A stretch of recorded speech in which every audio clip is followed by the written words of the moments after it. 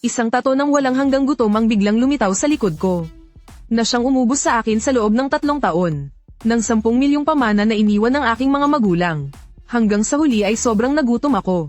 Na nakahiga sa kanal at hinihintay makasama ang mga magulang. Habang unti-unti nang nawawala ang aking ulirat, may tumunog sa aking isipan. Ang abiso ng pagdating ng larong kapalaran ng bansa. Akala ko guni-guni lang bago mamatay. Pero hindi ko inasahan na sa susunod na segundo ay may lilipat ako sa isang disyerto. Sa sobrang pagkabigla ko, agad akong kumain ng kaunting buhangin para kumalma. At hindi inaasahang nagising ang sistema ng paglunok at ebolusyon. Basta lunukin ang lahat ng bagay, makakakuha ng iba-ibang kakayahan. Sa sandaling ito ay tulala akong nakatayo, habang nakatingin sa walang katapusang disyerto sa harap ko. Hindi ko maiwasang alalahanin ang impormasyong narinig ko kanina. 5 bilyong tao sa buong mundo.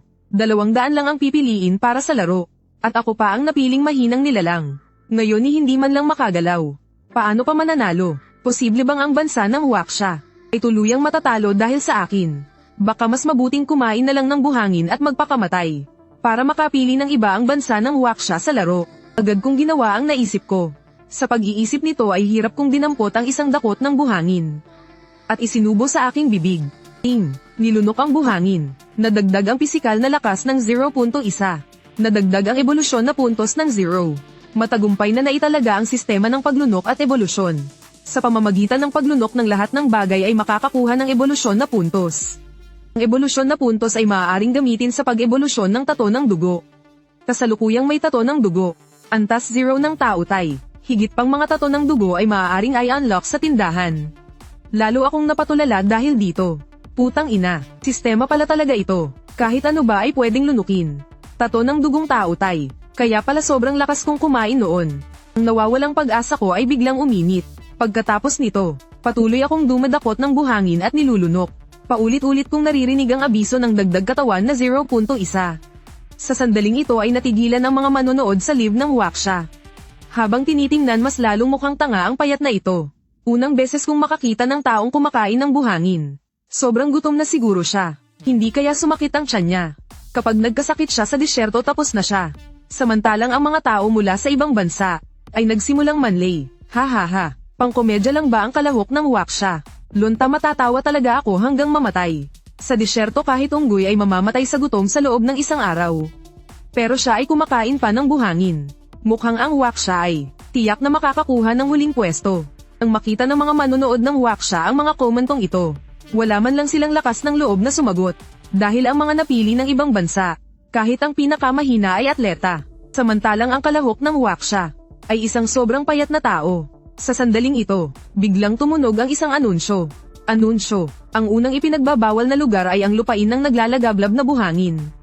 Ang misyon ay mabuhay sa lupain ng naglalagablab na buhangin sa loob ng 7 araw. Pagkatapos ng 7 araw ay ibabatay sa kapalaran ng bansa ng kalahok.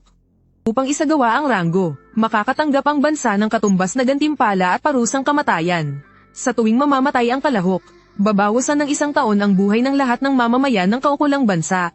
Nagising din ako dahil sa anunsyong ito. Pagkatapos ay sinuri ko ang gantimpala ng paglunok. Ngunit hindi ko inasahan na pababa ang gantimpala. Sa huli ay 0.0001 na lang ang dagdag sa katawan. Buti na lang ay nakakuha ko ng pasibong kasanayan na resistensya sa init antas 1. Dahil dito ay mas kaya kong mabuhay. Sa mainit na disyerto, pagkatapos ay nagpasya akong umalis dito upang maghanap ng oportunidad. Ngunit nang handa na akong tumayo, muling tumunog ang anunsyong katatapos lang marinig. Anunsyo, namatay ang kalahok ng bansang Shayu. Nabawasan ng 1 taon ang buhay ng buong bansang Shayu. Nabawasan ng 10 ang kapalaran ng bansa. Anunsyo, namatay ang kalahok ng bansang Dongying. Nabawasan ng 1 taon ang buhay ng buong bansang Dongying. Nabawasan ng 10 ang kapalaran ng bansa. Ang biglaang pagkamatay na ito ay lubos na ikinagulat ng lahat. Masyadong mabilis dumating ang kamatayan. Kaya naman nagsimulang pumasok ang lahat sa live broadcast ng 2 taong ito upang maghanap ng impormasyon. Nakita nilang sa katawan ng dalawa ay gumagapang ang ilang dilaw na langgam na kasing laki ng kamao na kinakain ng kanilang mga bangkay. Nang makita ang tagpong ito, napasinghap sa gulat ang mga manunood. Sobrang nakakatakot nito. Unang beses kong makakita ng ganito kalalaking langgam. Kahit sino ang makatagpo nito ay siguradong mamamatay. Sana ang kalahok ng aming bansa ay hindi makatagpo ng ganitong halimaw na langgam ng sunog na lupa. At agad may sumigaw sa live ng Waksha. Tingnan ninyo. Ano ang nasa likod ni Linmo? Hindi kaya iyon ang halimaw na langgam ng sunog na lupa? Putang ina, talagang ang halimaw na langgam ng sunog na lupa. Bakit napakalaswa ng swerte ng waksya namin? Kakaumpisa pa lang ay nakasalubong na ang halimaw na langgam ng sunog na lupa. Linmo, tumakbo ka na agad. Ngunit sa sandaling ito ay patuloy akong naglalakad pasulong. At hindi ko man lang napansin ang presensya ng halimaw na langgam ng sunog na lupa. Ang mga tao sa labas ay maaari lamang manood ng live. At walang paraan para magbigay ng babala sa sariling kalahok. Kaya wala silang magawa kundi panoorin na kagatin ako ng halimaw na langgam ng sunog na lupa. Tapos na talaga. Kaunti na nga lang ang natitira kong buhay. Hindi ko kayang sayangin ng ganito. Napakabobo naman itong si Linmo. Hindi man lang lumingon at tumingin. Ngunit ang sumunod na eksena ay agad na nagpahinto sa pag-iisip ng mga manunood. Makikitang matapos akong kagatin ay bigla akong lumingon. Isang tapak lang ay napatay ko ang isang halimaw na langgam ng sunog na lupa. Pagkatapos ay direkta ko itong isinubo sa aking bibig. Nilunok ang halimaw na langgam ng sunog na lupa. Lakas dagdag 1, katawan dagdag 2, bilis dagdag 3, puntos ng ebolusyon dagdag 1, puntos dagdag 1, nakakuha ng pasibong kasanayan laban sa lason antas 1. Habang tulala pa ang mga taga-waksya, biglang lumitaw ang isang anunsyo. Anunsyo, ang kalahok ng waksya ang unang pumatay ng halimaw. Gantimpala sa waksya dagdag 1 taon ang buhay ng buong bansa. Kapalaran ng bansa dagdag 10. Pagkarinig sa anunsyong ito, agad na sumabog sa tuwa ang buong waksya. Putang ina, si Linmo pala ang unang pumatay ng halimaw. Simula ngayon ako na ang pinakamatapat na tagahanga ni Linmo. Walang sino man ang pwedeng man-ire kay Linmo. Ganito lang nadagdagan agad ng 1 taon ang buhay. Hindi talaga makapaniwala, kahit payat ay maaari palang maging ganito kalakas. Kanina parang may mga dayuhang nanlait sa aming kalahok. Hindi ito pwedeng palampasin. Pupunta ako sa live nila at mumurahin sila pabalik. Natural na nakita rin ito ng mga tao mula sa ibang bansa. Baka, paano napunta sa waksya ang unang patay? Hindi pwedeng matalo ng waksya ang kalahok ng Dongying. Ito ba talaga ang kalahok ng waksya? Sobra naman itong abnormal. Ginawa pang merienda ang halimaw na langgam ng sunog na lupa. Hindi ba ito paghahanap ng kamatayan? Isang kagat lang ng halimaw na langgam ng sunog na lupa ay mawawalan na ng galaw ang tao. Bakit si Linmo ay walang kahit anong reaksyon? Hindi kaya siya nandaraya sa loob ng larong kapalaran ng bansa.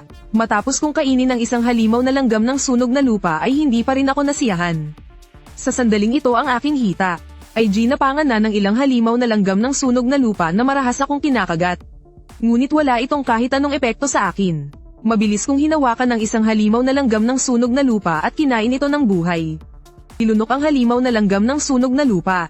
Lakas dagdag 1, katawan dagdag 2, bilis dagdag 3, puntos ng ebolusyon dagdag 1, puntos dagdag 1, nakakuha ng isang S antas na ball. Nilunok ang halimaw na langgam ng sunog na lupa. Lakas dagdag 1, katawan dagdag 2, bilis dagdag 3, puntos ng ebolusyon dagdag 1, puntos dagdag 1, nakakuha ng isang S antas na piraso ng alaala. Mabilis kong nakain ang lahat ng 20 halimaw na langgam ng sunog na lupa. May kaunting pakiramdam pa nga ng pagkabitin. Sa paglunok na ito ay hindi lamang ako nakakuha ng 2 bagong gamit. Ang mas ikinatuwa ko ay sa wakas ay maaari ko nang buksan ang dugong taotay. Pagkatapos ay inilaan ko ang lahat ng puntos ng ebolusyon sa dugong taotay. Team, unang beses na gin-icing ng host ang dugong taoken. Napakatindi ng sakit, tiisin mo muna. Nang marinig ito ay napangisi ako sa loob. Gaano ba kasakit? Sige, dalhin mo na. Sobrang sakit. Sa susunod na segundo ay napasigaw ako sa sakit at gamulong sa lupa. Nang makita ito ng mga manunood sa live ay nag-iba agad ang kanilang mga mukha. Ano ang nangyayari? Hindi kaya nalasan si Linmo. Kailangan pa bang itanong? Sa dami ng halimaw na langgam ng sunog na lupa na kinain niya. Kung hindi siya nalasan, iyon pa ang magiging kakaiba. Hindi kaya ganito lang mamamatay ang kalahok ng waksya. Samantala sa mga live ng ibang bansa, ang kilalang eksperto sa survival na si Deye, nang makita ang sitwasyon sa waksya, ay agad nagsalita. Matapang ang kalahok ng waksya. Ngunit kulang siya sa kaalaman sa survival sa ligaw. Hindi pwedeng basta kainin ang mga ganyang bagay. Malabong umabot ng 1 minuto at mamamatay na siya sa lason. Tama nga, eksaktong 1 minuto lang. Huminto ang aking katawan at nakahandusay doon. Nang makita ito ay nagsigawan sa tuwa ang mga dayuhang manunood. Putang ina, astig si Deye. Tamang-tama ang hula. Ang kalahok ng waksya ay talagang walang kaalaman. Kahit sino ay alam na hindi pwedeng basta kumain. Habang panay ang pangungot siya ng mga dayuhan. Bigla silang napanganga sa sumunod na eksena. Dahan-dahan akong umupo. Team, binabati kita, matagumpay na nagising ang dugong taoken. Nakuha ang lakas ng Tauken Antas SSS. Maaaring lunukin ang lahat ng bagay. Nakuha ang eksklusibong kasanayan na hiwang walang hangin LV1. Habang tinitingnan ang mga pagbabagong nangyari sa aking katawan, hindi ko maiwasang umasa at magnasa sa larong kapalaran ng bansa. Lahat ng bagay dito ay pwedeng kainin.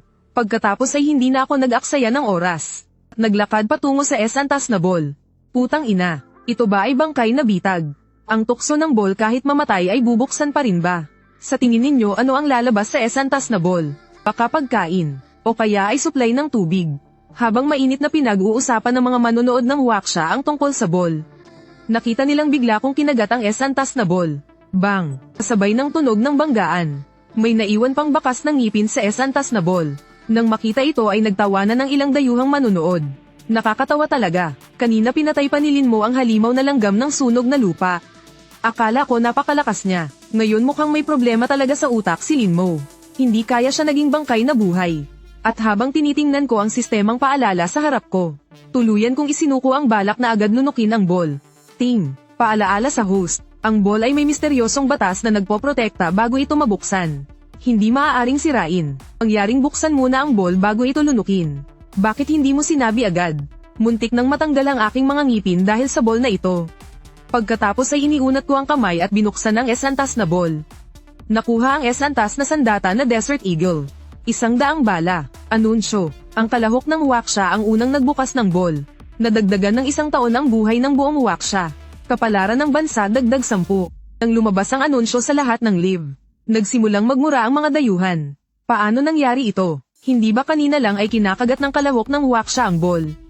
Pero napakalaki ng gantimpala. 1 buong taon ng buhay. Ako ay waksha ngunit ang nasyonalidad ko ay Eagle Federation. Bakit hindi nadagdagan ang buhay ko? Samantala ang mga taga-waksha ay nagdiwang sa buong bansa. Marami pa ang nagsabing may tindahan ng grocery ang kanilang pamilya. Kapag nakalabas si Linmo ay papakainin siya ng busog. Samantala ako ay pinaglalaroan ang Desert Eagle sa aking kamay. Doon ay labis kong hinahangad ang sandatang tulad ng pistola. Kung dati pa ito nakuha ay tiyak na napakasaya ko. Ngunit ngayon ay iba na. Walang pag-aalinlangan akong nilunok ang Antas na Desert Eagle. Puntos ng ebolusyon dagdag 2. Nakakuha ng pasibong kasanayan balat na tanso at butong bakal LV1.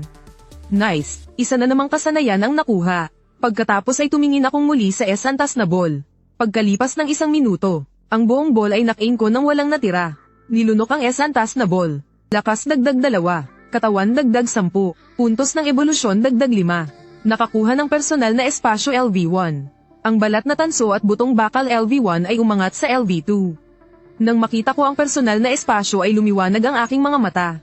Napakagandang bagay nito. Sa hinaharap ay magiging napakadaling magdala ng mga gamit. Pagkatapos ay inilabas ko ang mga memory fragment na nakuha mula sa halimaw na langgam ng sunog na lupa. Sa lalong madaling panahon sa pamamagitan ng mga alaala nito, nalaman kong may isang lawa ng tubig sa malapit. Sa disyerto ang pinakamahalaga ay ang tubig. Kung wala nito kahit gaano kalakas ay mauuhaw pa rin hanggang mamatay. Pagkatapos ay naglakad ako patungo sa lawa.